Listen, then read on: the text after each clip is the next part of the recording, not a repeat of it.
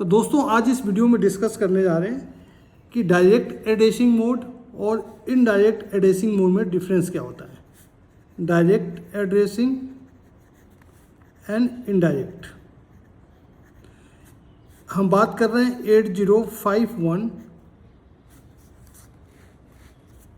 8051 micro controller के term में कि आखिर का इसका मतलब होता है क्या। तो सबसे पहले स्टार्ट करते हैं, हम बात करते हैं डायरेक्ट एड्रेसिंग मोड की। डायरेक्ट एड्रेसिंग मोड तो जो इसकी डिफिनेशन होती है, बस मैं लेमैन लैंग्वेज में आपको बताना चाहता हूँ। इसका मतलब क्या होता है, इसका मतलब ये होता है कि indirect addressing mode the operand is specified by an 8-bit address field. 8-bit address field in the instruction. तो जैसा कि मैंने अपने वेरियस वीडियो में बनाया है कि जब भी कोई इंस्ट्रक्शन होते हैं उसके दो पार्ट होते हैं, एक होता है आप कोड और दूसरा होता है ऑपरेंड। मीन्स आप कोड मीन्स ऑपरेशन को रिप्रेजेंट करता है, ऑपरेंड मीन्स किस पे ऑपरेशन किया जा रहा है। तो डायरेक्ट एड्रेसिंग मोड में होता क्या है कि जो बेसिकली ऑपरेंड होता है वो 8 बिट एड्रेस फील्ड से रिप्रेजेंट किया जाता है। अगर हम 8 बिट एड्रेस फील्ड की बात करें तो 8085 में जो 8 बिट एड्रेस फील्ड होता है वो 00 से लेके FF तक होता है।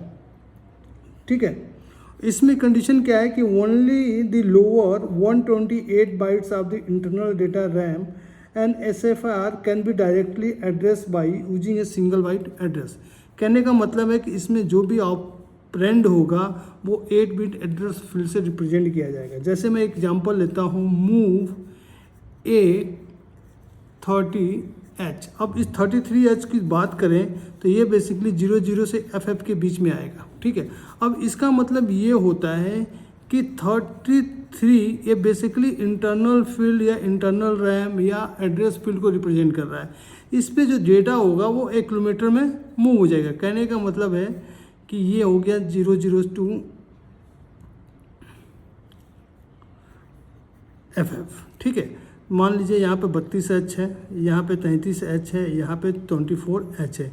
इस पे कोई डेटा मान लीजिए 12 है, इस पे 22 है, इस पे 23 है। तो इसका मतलब ये हुआ कि it will move the data which is represented by this address into A kilometre. तो यहाँ पे देखेंगे 33H पे क्या है 22, तो इसके बाद क्या होगा कि 1 किलोमीटर की जो वैल्यू हो जाएगी वो 22 हो जाएगी, क्योंकि ये एड्रेस फील्ड को रिप्रेजेंट कर रहा है।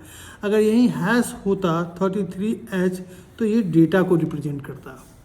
ठीक है, तो इस केस में क्या हो रहा है, ये एड्रेस फील्ड को रिप्रेजेंट कर रहा है। तो ये बेसिकली डायरेक्ट एड्रेसिंग मोड का एग्जांपल है। अब दूसरा एग्जांपल है, जैसे मूव 32R1। इसका मतलब ये हुआ कि जो भी कंटेंट हमारा यहाँ पे होगा, इस रजिस्टर में स्टोर होगा, वो इस एड्रेस फील्ड पर स्टोर हो जाएगा। मीन्स यहाँ पे ये एड्रेस फील्ड को रिप्रेजेंट कर रहा है, क्योंकि इसके आगे हैश नहीं है। तो ये होता है डायरेक्ट एड्रेसिंग मोड। जैसे कुछ एग्जांपल की बात करें हम, तो आप मूव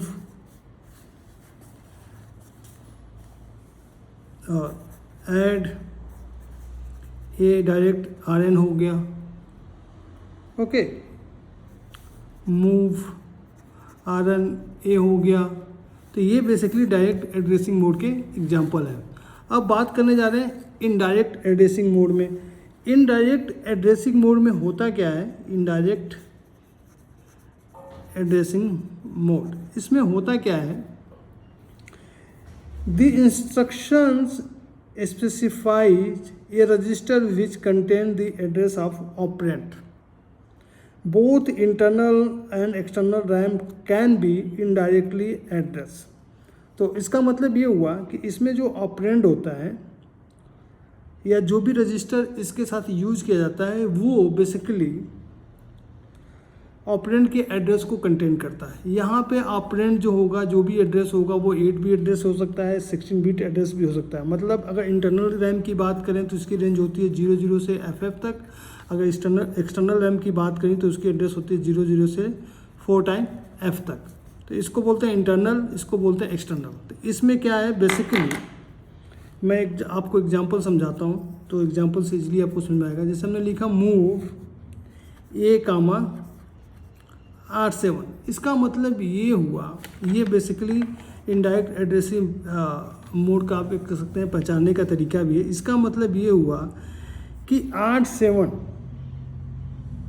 जिस भी एड्रेस को कंटेन करता है या जिस एड्रेस को रिप्रेजेंट करता है उसका डाटा एक किलोमीटर में स्टोर हो जाएगा। कहने का मतलब ये है, ये हमारी रैम हो गई इंटरनल 32, 33, 34, इस पे डाटा FF है, इस पे 22 है, और जो R7 है उसमें 33 है। ओके, तो इस लाइन का मतलब क्या हुआ, R7 किसको रिप्रेजेंट कर रहा है, 33 को, और 33 पे डेटा क्या है, 22। तो इसका मतलब ये हुआ कि इसके बाद A की वैल्यू हो जाएगी 22, क्योंकि जो R7 है रिप्रेजेंट कर रहा है 33 की, जो कि एक इंटरनल रैम को रिप्रेजेंट कर रहा है। तो इसका जो डेटा होगा वो आपके 1 किलोमीटर में स्टोर हो जाएगा। तो ये हो गया डायरेक्ट एड्रेसिंग। इसमें आप देख सकते हैं कहीं भी हैश नहीं है। इसमें क्या होता है कि जो ऑपरेंड होता है वो 8 बिट एड्रेस फील्ड से रिप्रेजेंट करते हैं। यहाँ पे क्या है, @ आ गया, एक जो कि इनडायरेक्ट एड्रेसिंग को रिप्रेजेंट करता है। इसका मतलब ये हुआ कि R7 में जो भी वैल्यू होगी वो बेसिकली एक इंटरनल रैम को रिप्रेजेंट कर रही है, और इस पे जो डेटा है वो 1 किलोमीटर में आपका मूव हो रहा है। तो ये बेसिकली एक इनडायरेक्ट एड्रेसिंग का एग्जाम्पल है। तो इस तरह से आप समझ सकते हैं कि डायरेक्ट एड्रेसिंग मोड और इनडायरेक्ट एड्रेसिंग मोड क्या होता है। अगर एग्जांपल की बात करें हम, तो ऐड @R0 या RN कर सकते हैं, ये भी इनडायरेक्ट एड्रेसिंग हो गया। हमने किया सब @RN, ये भी हो गया इनडायरेक्ट एड्रेसिंग। मीन्स जहाँ @ आ गया इनडायरेक्ट एड्रेसिंग को रिप्रेजेंट करेगा। जैसे मूव RI @ एक्लोमीटर, इसका मतलब हुआ कि एक्लोमीटर का जो भी कंटेंट होगा RI जिस भी एड्रेस को रिप्रेजेंट कर रहा होगा वहाँ पे स्टोर हो जाएगा। तो इस तरह से आप समझ सकते हैं कि डायरेक्ट एड्रेसिंग मोड क्या होता है और इनडायरेक्ट एड्रेसिंग मोड क्या होता है। तो आपके लिए एक टास्क है जिसमें आपको बताना है कि कौन सा एग्जाम्पल डायरेक्ट एड्रेसिंग मोड है, कौन सा इनडायरेक्ट। तो पहला एग्जाम्पल आपके लिए है move 33 R1, move A34, move A@R2, move @R1,